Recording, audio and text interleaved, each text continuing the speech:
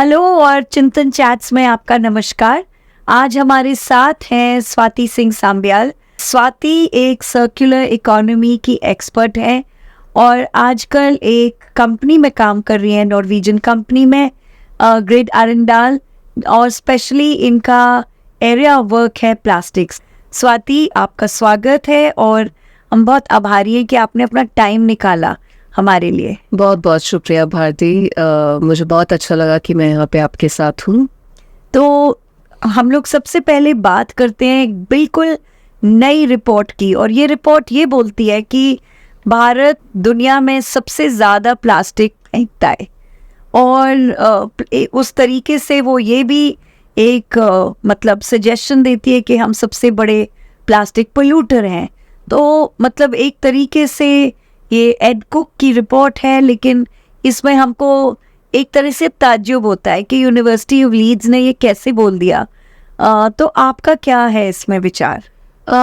भारती, मुझे लगता है कि बहुत महत्वपूर्ण रिपोर्ट है डेटा के नज़रिए से अगर हम देखें तो। और अगर ऑफ कोर्स इस रिपोर्ट में कुछ फाइंडिंग्स हैं जो कहती हैं कि भारत जनरेशन के एस्पेक्ट से, प्लास्टिक जनरेशन के एस्पेक्ट से टॉप स्पॉट पे है। पर हमें ये भी देखना चाहिए कि अगर हम रैंकिंग्स देखें पर कैपिटा जनरेशन की प्लास्टिक वेस्ट की, तो हमारा नंबर बहुत पीछे है। हम वो एक 127th रैंक पे है। तो ऑफ कोर्स बट क्योंकि पॉपुलेशन इतना ज़्यादा है एंड अगर आप पर कैपिटा जनरेशन को मल्टीप्लाई करें बिलियन प्लस पॉपुलेशन से, सो ऑफ कोर्स वहाँ पे भी जो हमारा स्पॉट है बिल्कुल ऊपर चला गया है। इसे हमें एक पॉजिटिव अंदाज में लेना चाहिए और ये देखना चाहिए कि ये डेटा बहुत ज़रूरी है। ज़मीन पर जो भी हम इन्वेंटराइजेशन स्टडीज़ करते हैं, इसकी बहुत ज़रूरत है। एविडेंस बेस्ड एनालिसिस की बहुत ज़्यादा ज़रूरत है हमारे शहरों में।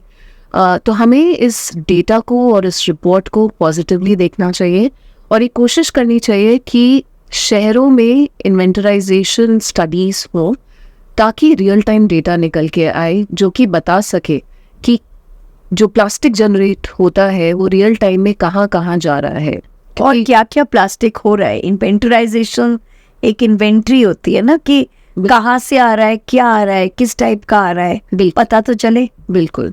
तो कि वो नदी में जा रहा है, समुद्र में जा रहा है, ड्रेन में जा रहा है, या सॉइल को कंटामिनेट कर, या जलाया जा रहा है।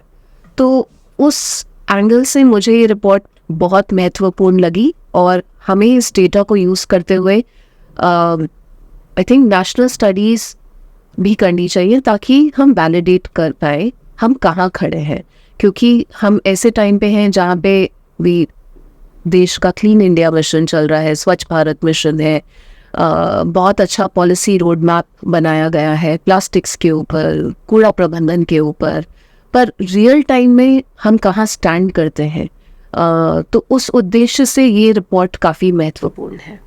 हाँ, और ऑल्सो क्योंकि भारत में मतलब कई डेवलप्ड और अमीर देशों से ज़्यादा पॉलिसीज़ हैं। मतलब मुझे नहीं पता कि कोई और देश है जहाँ बैनिंग भी हुई है, EPR भी है, और इन दोनों की वजह से बहुत सारे छोटी छोटी अल्टरनेटिव चीज़ों की कंपनी खुल गई हैं। तो एक तरीके से हमने काफ़ी कदम उठाए हैं, लेकिन हम लोग हैं ही इतने लोग, मतलब हम क्या करें। तो थोड़ा थोड़ा भी कोई यूज़ करे तो बहुत ज़्यादा क्यूमुलेटिव हो जाता है। लेकिन मैं एक और चीज़ आपसे पूछना चाहूँगी। अब दुनिया ने मिलके इकट्ठा करके ये शपथ ली है कि हमको प्लास्टिक कम करनी है। तो उसके लिए प्लास्टिक ट्रीटीज़ हो रही है जिसमें सारी दुनिया के देश नेगोशिएट कर रहे हैं। लेकिन वो जो ट्रीटियाँ हो रही हैं वो थोड़ी संकट में लग रही हैं। तो सबसे पहले तो मैं आपसे ये पूछना चाहूँगी संक्षेप में कि ये प्लास्टिक ट्रीटी है क्या, और फिर मैं ये पूछूंगी आपसे कि ये ट्रीटी इतनी डगमगा रही क्यों है। तो भारतीय 2022 में यूनाइटेड नेशंस एनवायरनमेंट असेंबली के एक रेजोल्यूशन के तहत ये डिसाइड किया गया कि ग्लोबल प्लास्टिक्स ट्रीटी फॉर्मुलेट हो, जिसे United Nations Environment Programme lead कर रहा है। और अभी तक 4 ट्रीटी मीटिंग्स हो चुकी हैं। इसकी शुरुआत उरुग्वे से हुई थी, उसके बाद पेरिस, उसके बाद नैरोबी, चौथा ट्रीटी मीटिंग ऑटवा में हुआ था और पांचवा बुसान कोरिया में होगा नवंबर एंड में। इस ट्रीटी का मेन उद्देश्य ये है कि प्लास्टिक्स को एड्रेस किया जाए प्रोडक्शन, मैन्युफैक्चरिंग और जनरेशन के एंगल से। बेसिकली हम प्लास्टिक का पूरा लाइफ साइकिल देखें और ऐसा रोबस्ट ट्रीटी बने जिसे जितने भी मेंबर स्टेट्स हैं अडॉप्ट कर पाए। पर ऑफ कोर्स ये हाईलाइट करना बहुत ज़रूरी है कि हर कंट्री एक सिमिलर लेवल पे नहीं है। हाँ कोई कुछ देश प्लास्टिक के बारे में कुछ भी नहीं करना चाहते, कुछ देश करना चाहते हैं, बहुत सारा इंटेंट है, बहुत सारा कैपिटल है। कुछ देश करना चाहते हैं पर उनके पास रिसोर्सेज नहीं है। अफ्रीका के होंगे जरूर। बिल्कुल, हमारे पास पेरू है, रवांडा है, बहुत सारे ऐसे कंट्रीज हैं जो बल्कि रुवांडा अफ्रीका में सबसे पहला देश था जिसने प्लास्टिक बैग्स बैन किए थे। बिल्कुल। और आज की तारीख में सर्कुलर इकोनॉमी के कॉन्फ्रेंस तो होस्ट कर लेता है लेकिन पैसे नहीं है। बिल्कुल। तो हर एक कंट्री और जितने भी मेंबर स्टेट्स हैं एक अलग लेवल पे है, तो सबको मिलके एक ट्रीटी पे सबका कंसेंट लेना एक बहुत मुश्किल काम है। एंड तभी ये नेगोशिएशन मीटिंग्स चल रही हैं, जिसका अंतिम मीटिंग जैसा कि मैंने कहा बुसान कोरिया में होगा। तो मैं बहुत होपफुल रहना चाहूँगी कि इस ट्रीटी का जो भी फाइनल कंक्लूजन है वो ऐसा निकले कि जो ट्रीटी है वो होलिस्टिक हो, प्लास्टिक को एड्रेस करे अक्रॉस इट्स लाइफ साइकिल, और ऐसी हो जो कि सारे स्टेक होल्डर्स को इंक्लूड करे, हमारे वेस्ट पिकर्स को इंक्लूड करे, इनफॉर्मल सेक्टर को इंक्लूड करे, सिर्फ आइसोलेटेड ट्रीटी ना हो, और बायोडाइवर्सिटी और क्लाइमेट चेंज को भी इंक्लूड करे। हाँ, वो बहुत ज़रूरी है क्योंकि सबसे पहले तो ज़्यादातर प्लास्टिक खुद ही फॉसिल फ्यूल्स यानी कि ऑयल से बनती है। तो अगर प्लास्टिक को आप बंद नहीं करोगे तो फॉसिल फ्यूल्स और प्लास्टिक में तो बहुत इम्पोर्टेंट कनेक्ट है, और क्लाइमेट चेंज का एक बहुत बड़ा कारण ही फॉसिल फ्यूल्स है।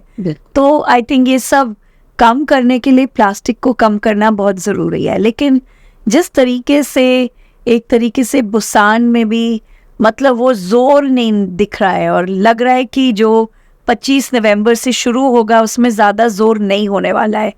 तो हमको क्या मोस्ट लाइकली तो ये एक्सटेंड ही होने वाला है मुझे लग रहा है, क्योंकि कंक्लूजन नहीं हो पाएगा।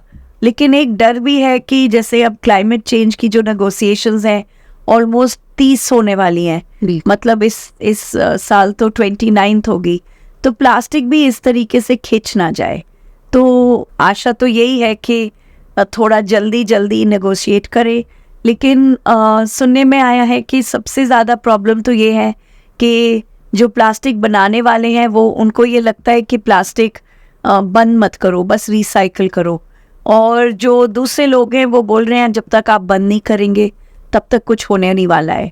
तो आपका क्या इसमें वो है? बिल्कुल, बहुत अगर सच बात कहूँ तो बहुत लॉबी है ट्रीटी नेगोशिएशंस में, एंड जहाँ पे प्राइवेट प्लेयर्स और कंपनीज का स्टेक है, और पॉलीमर प्रोडक्शन एक मेजर इशू है जिसको एड्रेस किया जाना चाहिए। बट यहाँ पे बहुत पुश एंड पुल भी है कि ये किसी तरह से डाइल्यूट हो।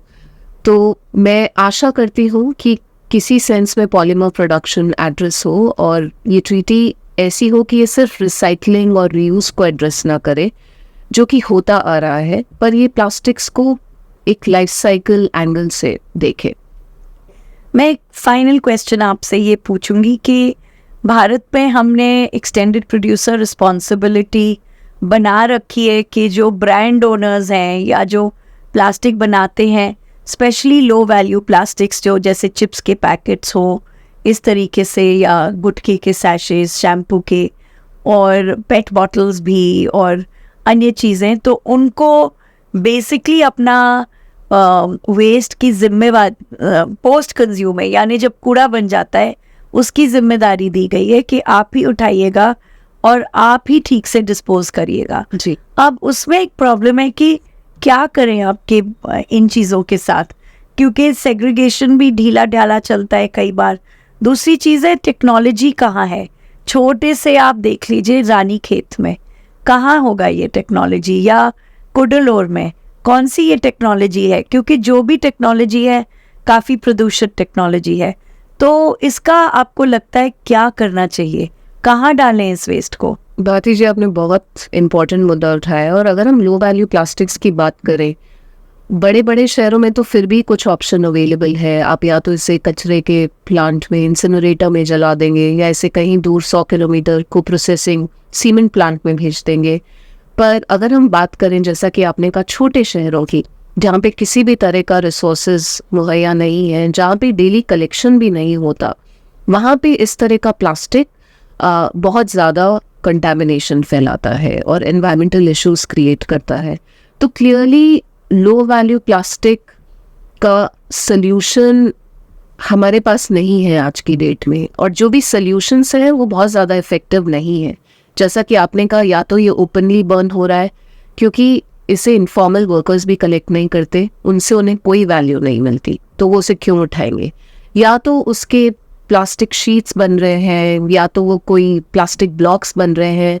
पर हमारे पास इतनी स्टडीज़ नहीं हैं वैलिडेट करने के लिए कि ये एक सही प्रोसेस है, या MLP और लो वैल्यू प्लास्टिक को यूज़ करके ब्रिक बनाना या प्लास्टिक शीट्स बनाना एक सक्सेसफुल ऑप्शन है।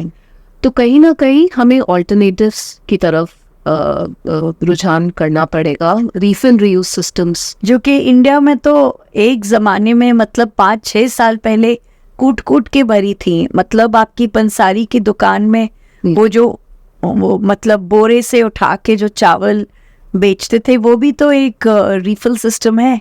बिल्कुल, हम चाहें तो वापस उन प्रैक्टिसेस की तरफ जा सकते हैं जो हमारे पास ज़माने से हैं, हमारे पुरखों की देन है, और चाहें तो हम वापस अपने आप को रिमोल्ड कर सकते हैं। पर कहीं ना कहीं आई थिंक यहाँ पे पर्सनल कॉन्शियसनेस और विल, और ये सोचना कि जो कन्वीनियंस वाला अप्रोच है वही बेस्ट अप्रोच है। आई थिंक अगर हम उससे डाइवर्ट होके ये सोचें कि एनवायरमेंटल कॉन्शियस अप्रोच एक सही अप्रोच है, तो शायद कहीं ना कहीं लो वैल्यू प्लास्टिक्स का यूज़ कम हो सकता है। बट रियल टाइम इसके बहुत ज़्यादा सल्यूशंस नहीं है। तो उसी हिसाब से हमें इसका चाहे पॉलिसी मेकिंग हो, चाहे इम्प्लीमेंटेशन हो, चाहे टेक्नोलॉजिकल आउटपुट हो, आई थिंक हमें ये सब एंगल्स से, इन सब लेंसेज से लो वैल्यू प्लास्टिक्स को देखना पड़ेगा, एंड देन उसके सॉल्यूशंस ढूंढने पड़ेंगे। और इनके अल्टरनेटिव्स तो बहुत ही ज़रूरी हैं, लेकिन वो आशा है कि अगली बार जब हम बात करेंगे तो लो वैल्यू प्लास्टिक्स ही बहुत कम रह जाएंगे, क्योंकि हम रीफिल और रीयूज़ के सिस्टम्स देखेंगे।